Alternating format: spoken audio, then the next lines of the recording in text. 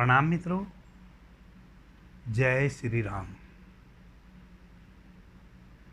आदरणीय मित्रों, भगवान शिव के पंचाक्षर मंत्र का उच्चारण करते हुए हम स्वर विज्ञान की आगे की अपनी चर्चा को शुरू करते हैं। भगवान शिव के द्वारा माँ पार्वती को स्वर विज्ञान का सूत्र दिए गए थे। उन्हीं सूत्रों पे हम चर्चा कर रहे हैं। यह हमारी 8वीं चर्चा होगी। स्वर विज्ञान बहुत ही सूक्ष्म है, बहुत ही गूढ़ है। स्वर ज्ञानत्वम गुह्यम, स्वर ज्ञानत्वम धनम, यानी कि स्वर से ज़्यादा रहस्यमयी इस जगत में और कुछ भी नहीं है, और स्वर से ज़्यादा धनी, स्वर से ज़्यादा कीमती इस जगत में और कुछ भी नहीं है। स्वर ज्ञानत्वम ज्ञानम ना वा दृष्टम ना वा श्रुतम। स्वर से बढ़ के ना कभी कुछ देखा गया है और ना इस जगत में कुछ भी सुना गया है। आदरणीय मित्रों, स्वर विज्ञान से ही इस जगत की उत्पत्ति हुई है। स्वर यानी कि प्राण तत्व। यह जो हम श्वास के माध्यम से प्राण तत्व भीतर लेते हैं, उसको यजुर्वेद में ब्रह्मा कहा है। यजुर्वेद कहता है कि यह जो श्वास के साथ हम प्राण तत्व भीतर लेते हैं, यह अप्रत्यक्ष ब्रह्म है। यह जो पूरा ब्रह्मांड है, इसमें प्राण तत्व इस प्रकार से ओतप्रोत है जैसे समुद्र में जल। इस जगत में प्राण तत्व, यह सारा जगत प्राण तत्व से निर्मित है। प्राण ही इस सारे जगत का आधार है। प्राण ही हमारा भी आधार है। प्राण ही जिस पृथ्वी पे हमने जन्म लिया है उस पृथ्वी का भी आधार है। प्राण ही इन सब चांद तारों का आधार है। यह जितने भी नक्षत्र हैं, ग्रह हैं, इन सब का आधार है। प्राण तत्व वैसे हिलोरे मार रहा है इस पूरे ब्रह्मांड में जैसे समुद्र की लहरें उठ रही है। उस प्राण तत्व की महत्वता को ही भगवान शिव ने मां पार्वती को समझाया है। यह जो प्राण तत्व है, इस प्राण तत्व के कारण ही एक मनुष्य आत्मबोध को उपलब्ध हो पाता है। इस प्राण तत्व के कारण ही, यानी कि इस प्राण तत्व को समझ के, अपने स्वर को समझ के, हमारा जो श्वासों की आवन जावन है, उन स्वरों को समझ के ही कब किस स्वर को चलाना है, कब किस स्वर को बंद करना है, कब किस स्वर के माध्यम से प्राण तत्व को भीतर लेना है, कब किस स्वर से प्राण तत्व को भीतर लेना है, यही सारा स्वर विज्ञान है। किस अवस्था में हमें किस स्वर से अपने प्राण तत्व को भीतर आने देना है। प्यारे मित्रों, मनुष्य के जीवन में जितनी भी घटनाएं घट सकती हैं, अच्छी और बुरी, सब के पीछे हमारा यह स्वर काम करता है। मनुष्य के जीवन में दुख है तो, सुख है तो, पद है तो, प्रतिष्ठा है तो, धन है तो, निर्धनता है तो, स्वास्थ्य है तो, अस्वास्थ्य है तो, जितनी भी घटनाएं हमारे साथ घटती हैं, अच्छी हो या बुरी हो, सब हमारे स्वर पे ही निर्भर करती हैं। ऐसा भगवान शिव ने मां पार्वती को सर्वोदय विज्ञान में कहा है। मनुष्य का जो शरीर है, इसमें असंख्यों नाड़ियां हैं। यह जो हमारा पूरा शरीर है, यह नाड़ियों का पूरा जाल है। असंख्यों प्राणवाहिनी नाड़ियों में 15 नाड़ियां महत्वपूर्ण हैं, जो इस सुषुम्ना नाड़ी, इड़ा नाड़ी, पिंगला नाड़ी, गांधारी नाड़ी, हस्तजिह्वा नाड़ी, पूषा नाड़ी, यशस्विनी नाड़ी, सुरा नाड़ी, कुहू नाड़ी, सरस्वती नाड़ी, वारुणी नाड़ी, अलम्बुसा नाड़ी, विश्वोदरी नाड़ी, संखिनी नाड़ी और चित्रा नाड़ी। यह 15 नाड़ी प्रमुख हैं। इन 15 नाड़ियों में भी 3 नाड़ियां अति महत्वपूर्ण हैं। उन्हीं 3 नाड़ियों के माध्यम से हम प्राण तत्व को भीतर लेते हैं। उन्हीं 3 नाड़ियों के माध्यम से हम हमेशा प्राण तत्व को अपनी 72,000 नाड़ियों तक गमन करने देते हैं। वह 3 प्रमुख नाड़ियां हैं, इड़ा, पिंगला और सुषुम्ना। इड़ा नाड़ी, जब हम अपनी बायां नासिका से श्वास ले रहे होते हैं उसको इड़ा नाड़ी से श्वास चलना कहते हैं। जब हम अपनी दाहिनी नासिका से श्वास लेते हैं उसको हम पिंगला नाड़ी स्वर चलना कहते हैं। जब हम दोनों नासिका से सहज रूप से समान श्वास ले रहे होते हैं उसको हम सुषुम्ना नाड़ी चलना कहते हैं। 72,000 नाड़ियों में 15 नाड़ियां मुख्य रूप से पूरे शरीर में काम करती हैं। बाकी 72,000 नाड़ियां अलग अलग हमारे शरीर के अंग प्रत्यंग को प्राण से ओतप्रोत रखती है। जैसे आपने देखा होगा, कभी अगर उंगली कट जाए तो उंगली कट के अलग गिर गई फिर भी वो उछलती रहती है, क्योंकि उंगली में भी प्राण हैं, वहाँ भी प्राण हैं। जब तक वह प्राण उंगली में रहेगा तब तक उंगली गर्म रहेगी, और जब तक वह उंगली गर्म रहेगी तब तक वो तड़पती रहेगी। यह तीनों नाड़ियाँ अति सूक्ष्म नाड़ियाँ हैं। एक बहुत ही सूक्ष्म नली के जैसी ये नाड़ियाँ हैं। यह हमारे मेरुदंड के सबसे निचले हिस्से, जिसको हम योग की भाषा में मूलाधार चक्र कहते हैं, मूलाधार चक्र से शुरू होती हैं और हमारे मेरुदंड से एक दायां और बायां होते हुए हमारे सहस्त्रार चक्र तक, जहां माताएं बहनें बिंदी लगाती हैं, मैंने तिलक लगाया है, यह कोई 1.5 इंच भीतर पाइनियल ग्रंथि है। उस पाइनियल ग्रंथि से तीनों नाड़ियां संयुक्त हैं और हमारे सहस्त्रार से संयुक्त हैं। मनुष्य के जीवन में जितने भी लाभ, हानि, यश, अपयश छिपे हैं वह इन 3 स्वरों पे ही निर्भर करते हैं। कौन से 3 स्वर? इड़ा, पिंगला और सुषुम्ना। यानी कि दाईं नाक से स्वर का चलना, बाईं नाक से स्वर का चलना और दोनों नासिका से स्वर का चलना। सूर्योदय के समय से 60 घड़ी होती हैं 24 घंटे में। 12 बार आपकी दाईं नासिका से श्वास चलता है और 12 बार आपकी बाईं नासिका से श्वास चलता है। यानी कि हर 2.5 घड़ी में आपका स्वर चेंज हो जाता है। जब आप सुबह उठते हैं तो जो स्वर आपका चल रहा होता है, सही 2.5 घड़ी पश्चात आपका दूसरा स्वर शुरू हो जाएगा। सबसे पहले हम अपने इस स्वर को समझ लें, यह स्वर कार्य कैसे करता है। पहले हम अपनी इन 3 नाड़ियों के आवन जावन को समझ लें, यह तीनों नाड़ियां हमारी कार्य कैसे करती हैं।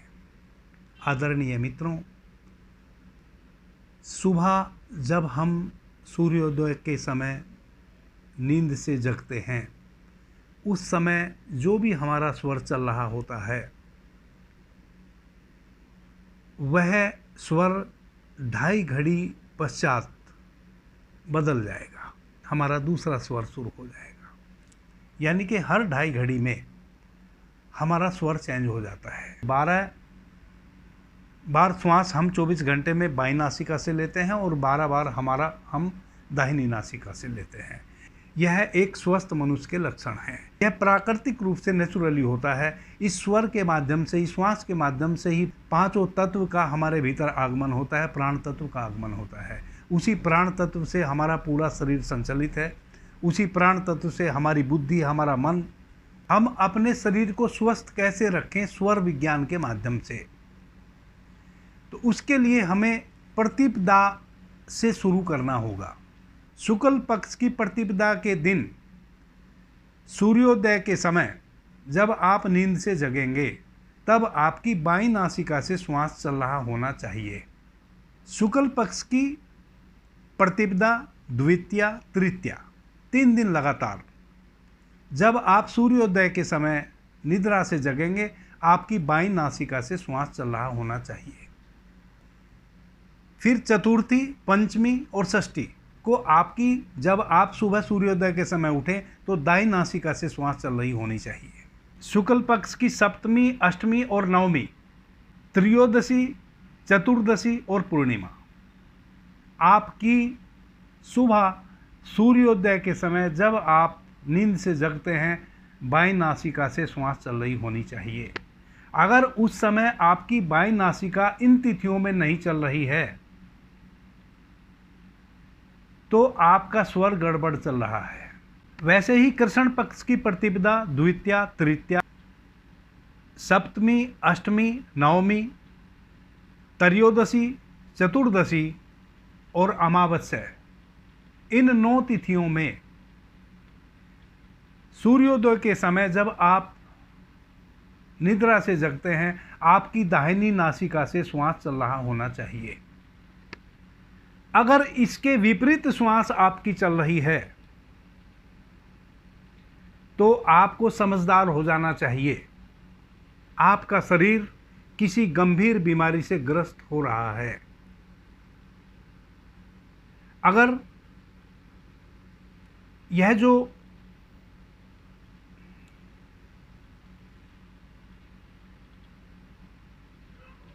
शुक्ल पक्ष की प्रतिपदा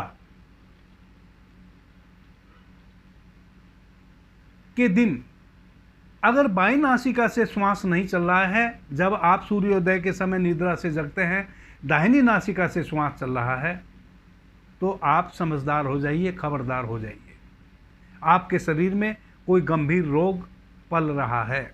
अगर शुक्ल पक्ष की प्रतिपदा के दिन सुबह सूर्योदय के समय आप निद्रा से जगते हैं और उस समय आपकी दाहिनी नासिका से श्वास आप ले रहे हैं जबकि आपको बाईं नासिका से श्वास लेना चाहिए था, 2.5 घड़ी तक पहला जो श्वास आपका चलना चाहिए था वह बाईं नासिका से 2.5 घड़ी तक चलना चाहिए था। 2.5 घड़ी के उपरांत आपकी दाहिनी नासिका से श्वास चल रहा होना चाहिए था। लेकिन अगर उल्टा हो रहा है, शुक्ल पक्ष की प्रतिपदा के दिन आप दाहिनी नासिका से श्वास ले रहे हैं और 2.5 घड़ी बाद आपकी बाईं नासिका शुरू होती है, इसका मतलब आप बीमार हैं, आप अस्वस्थ हैं। वैसे ही कृष्ण पक्ष की प्रतिपदा के दिन अगर आप बाईं नासिका से सूर्योदय के समय जब निद्रा से जगते हैं श्वास ले रहे हैं और 2.5 घड़ी के पश्चात आपकी दाहिनी नासिका शुरू होती है, तो भी आप समझ जाइए कि आप बीमार हैं, आपको कोई नॉर्मल बीमारी है। अगर शुक्ल पक्ष की प्रतिपदा में आपकी बाईं नासिका से स्वर ना चल के दाहिनी नासिका से स्वर चलता है और 2.5 घड़ी पश्चात भी स्वर आपका चेंज नहीं होता है, निरंतर दाहिनी नासिका से ही स्वर चल रहा है, इसका मतलब आप बहुत ही गंभीर रूप से बीमार हैं। अगर शुक्ल पक्ष की प्रतिपदा, द्वितीया, तृतीया तीनों दिन लगातार, जो कि जब आप सुबह सूर्योदय के समय उठें आपकी बाईं नासिका से श्वास चलना चाहिए, लेकिन तीनों दिन अगर दाहिनी नासिका से श्वास चल रहा है और 2.5 घड़ी में वह श्वास चेंज नहीं हो रहा है, निरंतर दाहिनी नासिका से ही श्वास चल रहा है, तो आप तुरंत अपने पूरे शरीर का चेकअप कराइए, आप किसी बहुत ही खतरनाक गंभीर रोग से ग्रस्त हैं। अगर शुक्ल पक्ष की प्रतिपदा के दिन से और पूर्णिमा तक दाहिनी नासिका से श्वास चल रहा है, तब समझ लो कि मृत्यु बहुत ही सन्निकट है। कोई ऐसा रोग व्याप्त हो गया है जो बहुत ही जल्द 2 या 3 महीने के अंदर ही आपको काल का ग्रास बना लेने वाला है, आपकी चाहे जितनी भी उम्र हो। अब इससे बचे कैसे, उपाय क्या करें? आप अपने पूरे शरीर का चेकअप कराएं, किसी अच्छे सुयोग चिकित्सक से अपनी चिकित्सा कराएं। सबसे पहले तो अपना आपका जो पूरा शरीर है उसके सारे टेस्ट कराएं, देखें कि आपके शरीर में कौन सी बीमारी है। उस बीमारी से संबंधित सुयोग चिकित्सक से अपनी चिकित्सा कराएं, किसी भी पैथी से कराएं, आयुर्वेद से कराएं, होम्योपैथी से कराएं, एलोपैथी से कराएं। तो स्वर विज्ञान से सबसे पहले तो आप यह जानेंगे कि आप बीमार हैं कि नहीं हैं। दूसरी बात, आप कितने खतरनाक बीमारी से ग्रस्त हैं कि सहज बीमारी से ग्रस्त है, खतरनाक बीमारी से ग्रस्त है, उसका आपको कैसे पता चलेगा? जब आप शुक्ल पक्ष की प्रतिपदा, द्वितीया, तृतीया, सप्तमी, अष्टमी और नवमी और पूर्णिमा, इन सभी तिथियों में विपरीत स्वर से श्वास ले रहे हों तो समझ जाओ कि यह आप गंभीर बीमारी से ग्रस्त हैं। उसके अतिरिक्त जब आप कृष्ण पक्ष की प्रतिपदा में जो आपकी दाहिनी नासिका से श्वास पहले चलना चाहिए वह दाहिनी नासिका से ना चल के बाईं नासिका से चल रहा हो और 2.5 घड़ी में स्वर चेंज ना हो रहा हो और आप अमावस्या तक विपरीत स्वर से ही श्वास ले रहे हों तो समझ लो बहुत ही गंभीर रोग से आप ग्रस्त हो गए हैं। तो स्वर विज्ञान का पहला लाभ तो आपको यह मिला कि आपको अपने स्वर को जान के यह पता चल जाएगा आप कितने गंभीर बीमार हैं या कम गंभीर बीमार हैं, या इतने गंभीर हैं कि 3 महीने में आपकी मृत्यु होने वाली है। ये इतना गूढ़ विज्ञान है, इसको दुनिया की कोई ताकत काट नहीं सकती है। अगर निरंतर शुक्ल पक्ष की प्रतिपदा के दिन से आपकी दाहिनी नासिका से स्वर शुरू होता है और वह स्वर 2.5 घड़ी में चेंज नहीं होता है और पूर्णिमा तक आप उसी स्वर से श्वास लेते चले जाते हैं, 3 महीने की जिंदगी है। 3 महीने से अधिक वैसा मनुष्य जीवित नहीं रह सकता। जब आपकी ना दाईं नासिका से श्वास आ रही हो ना बाईं नासिका से श्वास आ रही हो, मुंह से श्वास आ रही हो और ऐसा 24 घंटे निरंतर चल रहा हो, 24 घंटे आप किसी के श्वास की परीक्षा करते हैं, ना दाहिनी नासिका से श्वास आ रही है ना बाईं नासिका से श्वास आ रही है, मुंह से श्वास आ रही है, वह व्यक्ति 3 दिन से अधिक जीवित नहीं रहेगा। यह है स्वर विज्ञान का रहस्य। स्वर विज्ञान का अपने स्वास्थ्य में लाभ कैसे लें?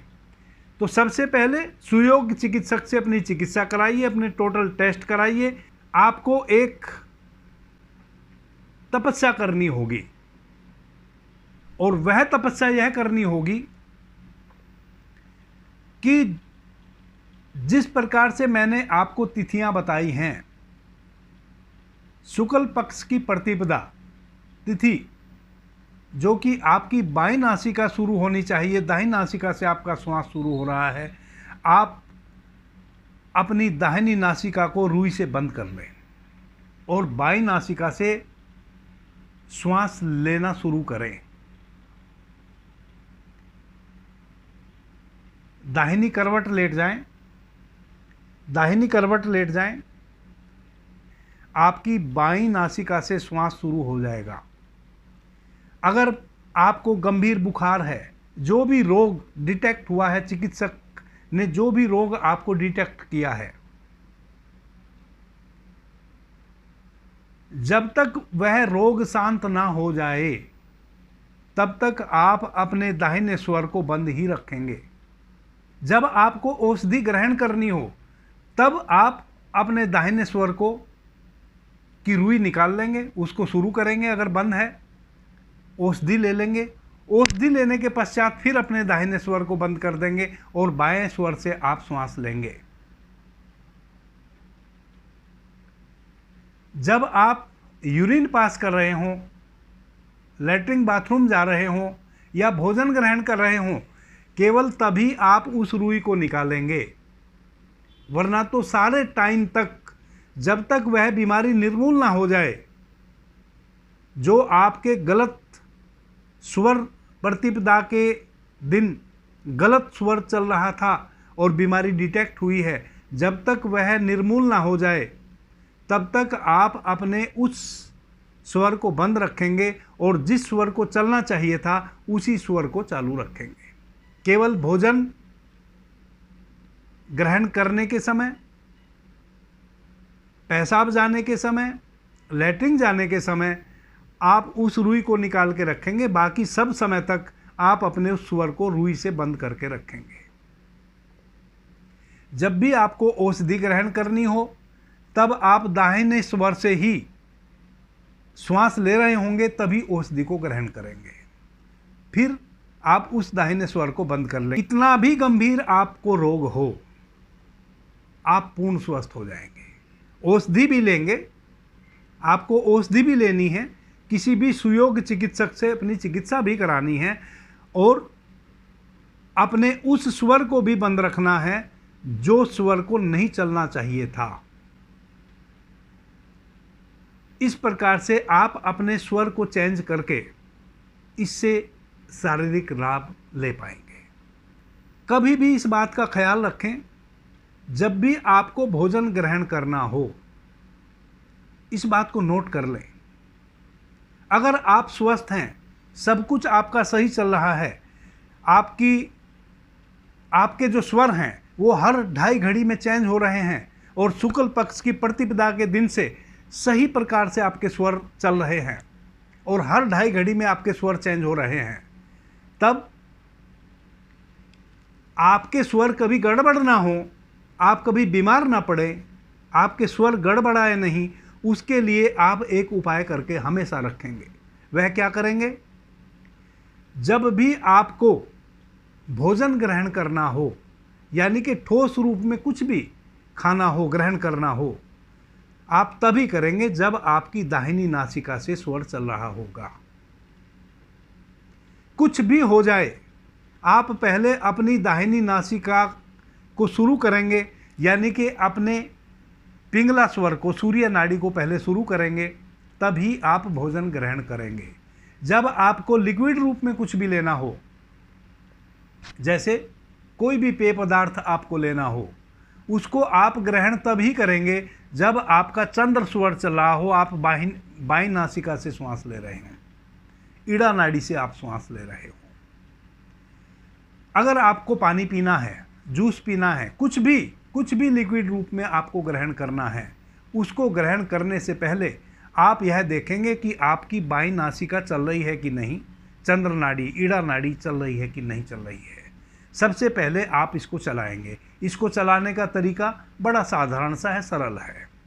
अगर आप अपने घर में हैं तो आप दाहिनी करवट लेट जाइए और अपनी दाहिनी नासिका को उंगली से बंद कर लीजिए और दाहिनी करवट लेट जाइए। स्वाभाविक रूप से आपकी बाईं नासिका चल पड़ेगी। 4 से 5 मिनट में बाईं नासिका शुरू हो जाएगी। अगर आप दफ्तर में हैं, कहीं सफ़र में हैं, ट्रेन में हैं, यात्रा में हैं, कहीं सार्वजनिक स्थल पे है जहां आप लेट नहीं सकते हैं, वहां आप क्या करें, हमेशा अपनी पॉकेट में रुई रखें। अपनी दाहिनी नासिका में उस रुई का गुट्ठा बना के डाल लें और बाईं नासिका से श्वास ज़बरदस्ती लेने और छोड़ने की कोशिश करें। 2 से 5 मिनट में आपकी बाईं नासिका से श्वास सहज रूप से आना जाना शुरू हो जाएगा। जब आपकी बाईं नासिका से सहज रूप से श्वास आना जाना शुरू हो जाए, तब आप कोई भी लिक्विड रूप में जो भी पेय पदार्थ है उसको ग्रहण कर सकते हैं। इसी प्रकार से जब आपको ठोस पदार्थ कुछ ग्रहण करना हो, आप अपनी दाहिनी नासिका से श्वास ले रहे हों, तभी उसको ग्रहण करना है। और दाहिनी नासिका अगर ना चल रही हो तो इस प्रकार से आप अपनी दाहिनी नासिका को भी चला सकते हैं। 2 बात। तीसरी बात, जब भी आपको यूरिन पास करना हो, स्टूल पास करना हो, यूरिन पास करना हो, आप अपनी दाहिनी नासिका से श्वास ले रहे हों, तभी आपको यूरिन पास करना चाहिए, तभी आपको स्टूल पास करना चाहिए। आपको स्नान करना है, पहले आपकी दाहिनी नासिका से स्वर चल रहा हो, तभी आप स्नान कीजिए। जब आपकी सूर्य नाड़ी, पिंगला नाड़ी शुरू हो जाए, तभी आप स्नान करने जाएं। जब तक आपकी दाहिनी नासिका शुरू ना होए, तब तक आप स्नान ना करें। यह आप अगर पालन कर लेते हैं तो कुछ मित्रों के कमेंट आए हैं पीछे, चूँकि मैंने स्वर विज्ञान पे पहले भी उथली सी चर्चा की है। मैंने एक प्ले लिस्ट बनाई है, उसमें करीब 10-12 हमारी श्वासों से संबंधित, प्राण तत्व से संबंधित चर्चाएं मेरी अपलोड हो चुकी हैं और 4-5 चर्चाएं मैं अभी रिपीट कर चुका हूं। तो बहुत सारे मित्र हंसी उड़ाते हैं, मजाक करते हैं कि यह सब झूठी बातें हैं, मिथ्या बातें हैं।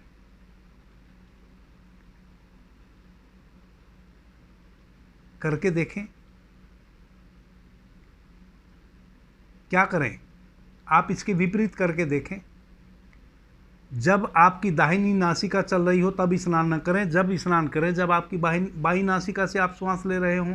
अगर बाई नासिका से श्वास नहीं आ रही है और आपको अभी स्नान करना है तो पहले आप अपनी बाई नासिका चला लें, तब आप स्नान करने जाएं। अगर छींकते हुए बाहर नहीं आए तो कहना। आपका बायां स्वर चल रहा हो और आप ठोस पदार्थ कुछ भी ग्रहण कीजिए, आप कॉन्स्टिपेशन के शिकार हो जाएंगे, गैस बनने लगेगी, भोजन का परिपाक नहीं होगा। भोजन का अगर सही समय पे परिपाक नहीं हुआ तो भोजन से जो कच्चा रस बनेगा वह आपके ब्लड को दूषित करेगा। ब्लड दूषित होएगा तो आपका हार्ट उसको पंपिंग नहीं कर पाएगा। वह दूषित रस आपके ब्लड में क्रिस्टल का रूप ले लेगा, वही आपकी जो सूक्ष्म वेन है उनको रोक देगा। आप गठिया के पेशेंट हो जाएंगे, आमवात के पेशेंट हो जाएंगे, आप अर्धांगवात के पेशेंट हो जाएंगे, आप लकवे के पेशेंट हो जाएंगे। आपके मस्तिष्क में ब्लड का सर्कुलेशन, आपके मस्तिष्क काम करना बंद कर देगा, आपकी आंखों से कम दिखना शुरू हो जाएगा। केवल चंद्र नाड़ी से जब श्वास चल रहा हो और आप ठोस भोजन ग्रहण कर लेते हैं, उतने भर से आपको इतनी समस्याओं का सामना करना पड़ेगा। आप केवल इस छोटे से पालन को कर लेते हैं तो आप इतनी सारी समस्याओं से बच जाते हैं। जाने अनजाने हम बीमार पड़ते हैं, अपने स्वर विज्ञान को नहीं समझते हैं। इस कारण से यह स्वर विज्ञान इसीलिए तो जरूरी है। मैं सभी मित्रों से इसीलिए तो प्रार्थना कर रहा हूं कि आप मेरे इस वीडियो को शेयर भी करें ताकि अधिक से अधिक लोग इस ज्ञान को अर्जित करें। इस दुनिया में सबसे बड़ा दान ज्ञान का दान है। हम बाकी कुछ भी दे दें वह समाप्त हो जाएगा, लेकिन ज्ञान अगर हम किसी को देते हैं वह कभी समाप्त नहीं होता। और मज़े की बात यह है, जितना ज्ञान आप बांटते हैं आपके पास भी वह बढ़ता है, घटता नहीं। भगवान गौतम बुद्ध कहते थे 4 आर्य सत्य हैं। आर्य शब्द का मतलब होता है जो अटल है, जिसको काटा नहीं जा सकता। तो भगवान बुद्ध कहते थे 4 आर्य सत्य हैं। पहला आर्य सत्य है दुख, दुख है। दूसरा आर्य सत्य है दुख का कारण है। और तीसरा आर्य सत्य है दुख का निवारण है। और चौथा आर्य सत्य है दुख मुक्त अवस्था। तो जितने भी हमारे जीवन में दुख हैं, जितने भी, चाहे वह हमारे पास निर्धनता हो, हम शरीर से अस्वस्थ हों, हम मन से मलिन हो, हमारा यश ना हो, हमारी कीर्ति ना हो, समाज में हमारी अवहेलना हो रही हो, हमारी समस्या के पीछे कारण हैं। और मजे की बात यह है, बिना कारण के कोई घटना नहीं घट सकती और जिस चीज के पीछे कारण है उस कारण का निवारण भी है। और जब निवारण हो जाता है किसी भी चीज का, तब उस दुख से मुक्त अवस्था भी है। तो जितने भी हमारे जीवन में दुख हैं, कष्ट हैं, सब हमारी अज्ञानता के कारण हैं। और वह अज्ञानता क्या है? अपने शास्त्रों की तरफ से बहिर्मुखी हो जाना, समाज की अंधी दौड़ में पड़ जाना, और अगर कोई चेताने की कोशिश करता है उसका अपमान करना। बहुत सारे लोग मेरा अपमान करते हैं, मुझे कोई फर्क नहीं पड़ता, मुझे उन पे दया आती है। मूड है। अगर ज्ञानी होते तो अपमान ही क्यों करते, कुछ और करते, सम्मान करते, या फिर न्यूट्रल रह जाते। लेकिन नहीं, जब आप न्यूट्रल ना रह सकें और किसी का सम्मान भी ना कर सकें और अपमान करने पे उतारू हो जाएं, इससे बड़ी अज्ञानता और कुछ भी नहीं हो सकती। ज्ञान सभी दुखों से मुक्ति है। यह जो सर्वोदय विज्ञान है भगवान शिव के द्वारा माँ पार्वती को बताया हुआ, यह जन कल्याणार्थ ही माँ पार्वती भगवान शिव से पूछी हैं। भगवान शिव स्वयं से नहीं, भगवान शिव भोले भाले तो हैं लेकिन इतने भी भोले नहीं हैं कि स्वयं से बता देते। माँ पार्वती ने जन कल्याणार्थ भगवान भोलेनाथ से पूछा और भगवान भोलेनाथ बताते गए। तो हम अपने शरीर को स्वस्थ कैसे रख पाएं वह भी मैंने बताया। कैसे हम बीमार हैं कि नहीं उसकी पहचान अपने स्वर विज्ञान से हम कैसे करें यह भी मैंने बताया। और भविष्य में आप बीमार ना पड़े, आपके स्वर गड़बड़ाए नहीं, उसका भी उपाय मैंने आपको बताया। मेरा एक व्हाट्सएप चैनल है, एक तो आप उसका लिंक मैं इस वीडियो के नीचे डाल दूंगा, उस व्हाट्सएप चैनल को भी आप फॉलो कर लें ताकि जो भी वीडियो यूट्यूब पे अपलोड हो आपको तुरंत उसके नोटिफिकेशन मिल जाए। बहुत सारे मित्र कहते हैं कि नोटिफिकेशन ही नहीं मिल रहे आपके वीडियो के, तो आप व्हाट्सएप चैनल मैंने इस कारण से ही बनाया है, उसको आप फॉलो करें तो आपको सेकंड भर में नोटिफिकेशन आ जाएगा जो भी नए वीडियो डालेंगे। दूसरी बात, मैंने चूँकि इस चैनल पे बहुत सारे मित्र मेरे से पूछते हैं कि मुझे यह बीमारी है वह बीमारी है, इसका कुछ उपाय बताइए। अब उपाय कमेंट रूप में अगर मैं बताऊंगा तो पूरी कितनी बातें मैं कर पाऊंगा, कितना मैं लिख के आपको जवाब दे पाऊंगा, नहीं दे पाऊंगा। इस कारण से मैंने एक नया चैनल बनाया है, स्थागर औषधि नाम से एक चैनल बनाया है। उस चैनल को आप चाहे तो सब्सक्राइब कर लें। अगर आपको शारीरिक कोई भी प्रॉब्लम है वहाँ केवल मैं औषधि विज्ञान पे ही चर्चा करूँगा।